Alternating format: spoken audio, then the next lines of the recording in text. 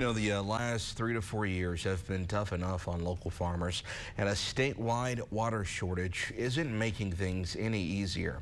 KLBK's Maddie Powers has been on that issue for us today. And Maddie, this is a pretty layered situation, right?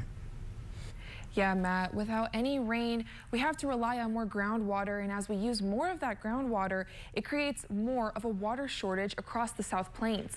There's many factors that go into why those I talked to today say there's a water shortage in the state and why it's even more concerning for West Texas. This is a statewide issue, but you know, in here in West Texas, it's really hard because we're so far away from any water source. Walter Haygood is a cotton farmer and has to depend on groundwater for his crops, but sees a decline in the water table. The lack of water and losing water.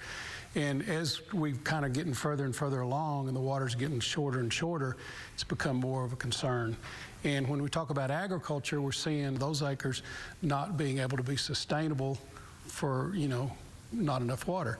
Dependence on groundwater has gone up over time because as the population grows, more water sources are being used. This is a problem that is even being talked about in the Texas legislature right now. Senator Charles Perry introduced a bill focusing on expanding the state's water supply and funding to new water sources. This is water session. This is when we put things in place that 10, 20 years out from now, we look back and say this was when that got solved. Water levels are currently down. High Plains Underground Water Conservation District says the groundwater we depend on comes from the Ogallala Aquifer here in the South Plains. Lubbock County contains 112 observation locations.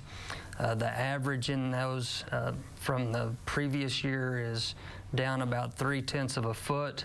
The average remaining water in those 112 wells is around 57 feet.